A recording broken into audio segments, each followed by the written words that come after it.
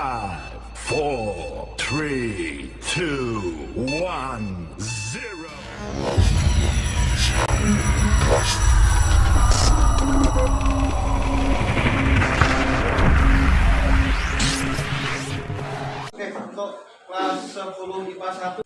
Assalamualaikum warahmatullahi wabarakatuh. Waalaikumsalam. Untuk memulai pembelajaran hari ini, monggo kita awali dulu dengan membaca surat dan ayat yang ada kaitannya dengan pembelajaran hari ini. Yaitu dimulai dari surat Al-A'raf ayat 40. Terus disambung ayat yang terakhir surat ayat berapa? 82. A'udzu billahi minasyaitonir rajim. Bismillahirrahmanirrahim. Terima kasih anak-anak semua. Jadi tadi ayat dan surat yang kalian baca itu adalah bagian dari pembelajaran kita hari ini, yang sedikit banyak itu membicarakan tentang apa yang sudah saya tampilkan di depan kelas. Tetapi sebelum kita mulai pembelajaran hari ini, saya akan melakukan absensi dulu, melihat keberadaan kalian, melihat kondisi kalian masing-masing. Kita mulai dari satu, yaitu absensi. Sebagai pengukurnya, sebagai pengukur kemampuan awal kalian, di situ saya tampilkan yaitu tes formatifnya. Oke, ada 4 soal. Itu, tapi sebelum mengerjakan tes formatif itu, monggo anak-anak nanti jangan lupa isi identitasnya dulu, jangan lupa di situ, dan tolongnya dibuat kurang lebih seperti itu. Oke. Untuk pertemuan hari ini, mungkin tadi sudah saya singgung bahwasannya di slide gambar depan ini, di layar ini, bisa dilihat itu. Jelas bintang dibaca Mas itu Mas. Mas bintang mana dibaca? Apa sekali lagi? Keteladanan kisah Nabi Lut alaihissalam. Oke, di situ ada keteladanan kisah Nabi Lut alaihissalam. Oke, ini anak-anak kalau kita bicara masalah keteladanan, berarti apa yang kita bahas nanti kira-kira? Kita akan membicarakan apa? Menyaksikan hikmah dan keteladanan. Oke, di situ ada keteladanan kisah Nabi Lut alaihissalam. Oke, ini anak-anak kalau kita bicara masalah keteladanan, berarti apa yang kita bahas nanti kira-kira? Kita akan membicarakan apa? Menyaksikan hikmah dan keteladanan kisah Nabi Lut. Mulai. Oke, itu ada di kurang lebih ada di tujuan pembelajaran. Ini juga ada kaitannya dengan pembelajaran yang sudah. Terutama pada pembahasan kemarin yang membahas tentang apa itu? Adab kepada orang tua. Untuk kegiatan selanjutnya itu ada dari berbagai materi-materi yang nanti akan kita bahas dalam apa itu keteladanan kisah Nabi Lut dan Bang Sodok, itu nanti dipecah ke dalam beberapa ATP. Tolong dicermati itu ATP-nya atau alur tujuan pembelajaran atau indikatornya. Saya katakan indikator itu sendiri.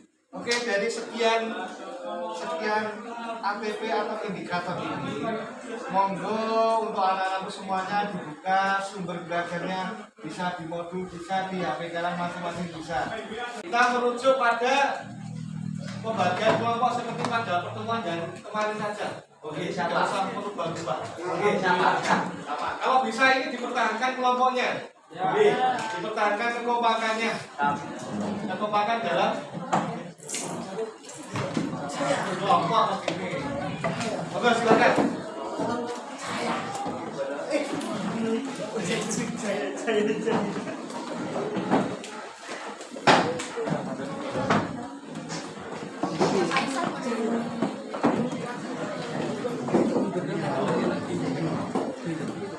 Kelompoknya Misti, Mas Kaisar, berarti monggo silakan.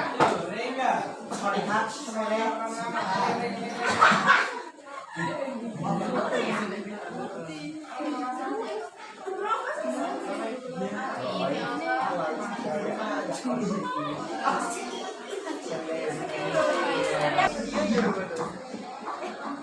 Assalamualaikum warahmatullahi wabarakatuh.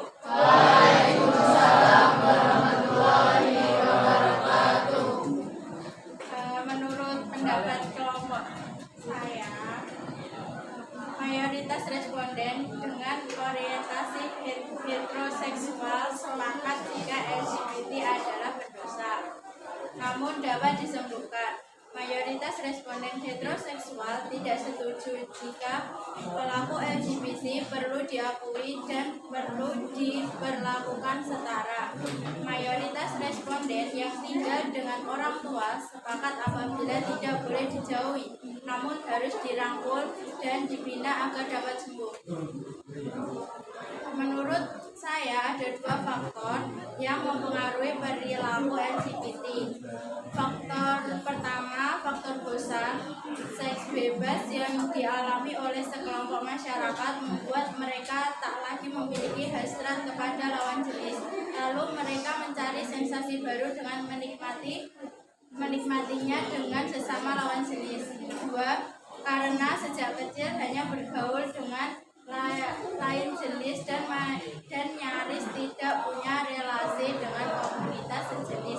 Bergaulan dengan lawan jenis yang terlalu lama bisa mengakibatkan hilangnya hasrat dengan lawan jenis tersebut.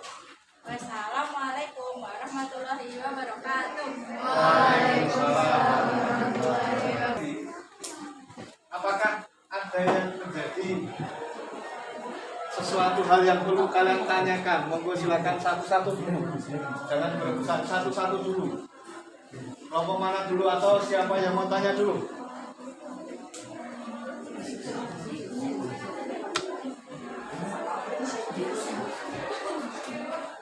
Kelompok mana ini? Dari kelompok siapa ini?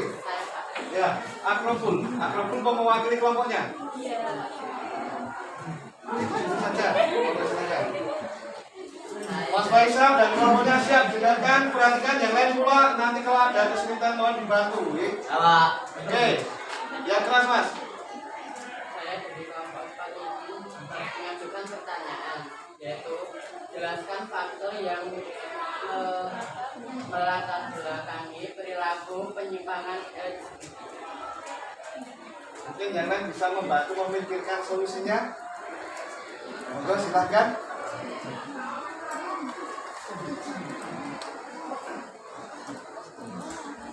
Jadi Mas Akroful. Faktor yang bisa menimbulkan gitu ya, memunculkan ya. Oke, penyebabnya.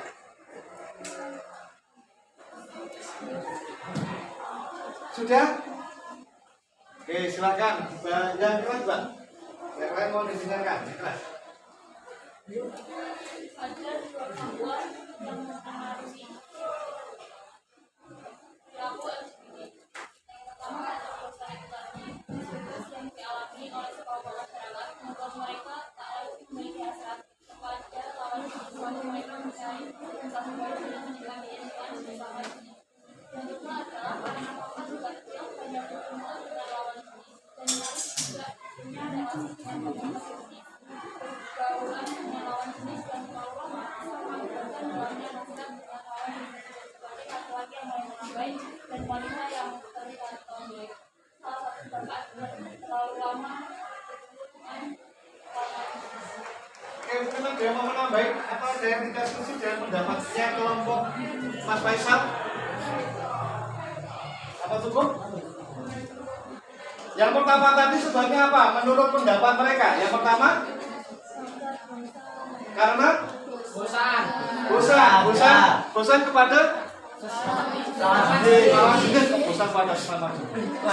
kepada lawan jenis. Itu karena bosan itu karena apa? Itu tadi perilaku pergaulan. Maaf ya, kalau dilambangkan seperti ayam.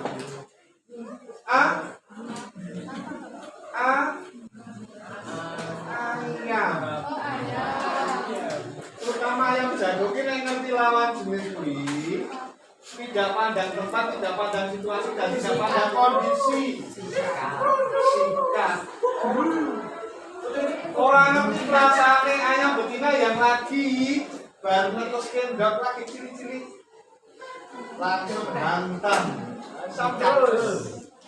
Tapi bedanya kalau ayam itu adalah binatang yang hanya memiliki insting. Kalau kita kan tidak memiliki perasaan, ya wajar. Bosan itu kan wajar. Yang kedua tadi menurut pendapat mereka apa? Yang kedua,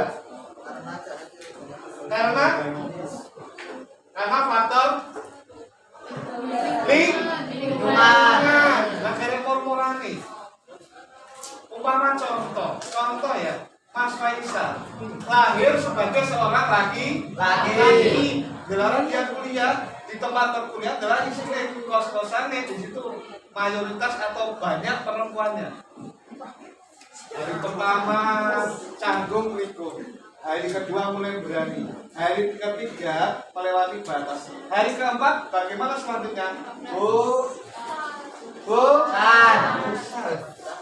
Itu kurang lebih gambarnya seperti oke, terima kasih untuk kegiatan untuk diskusi hari ini. Saya cukupkan sekian. Monggo silakan kalian kembali ke tempat duduknya masing-masing. Silakan.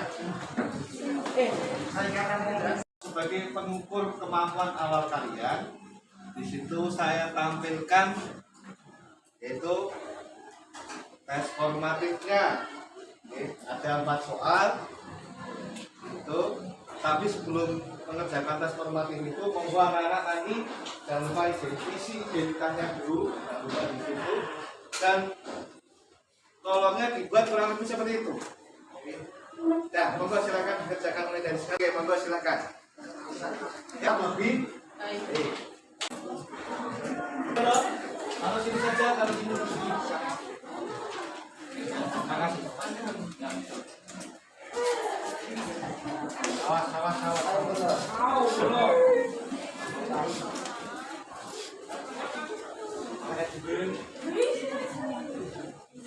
Untuk anak-anakku semua, tadi kalian sudah melaksanakan kegiatan formatif, yaitu penilaian di tengah kegiatan pembelajaran.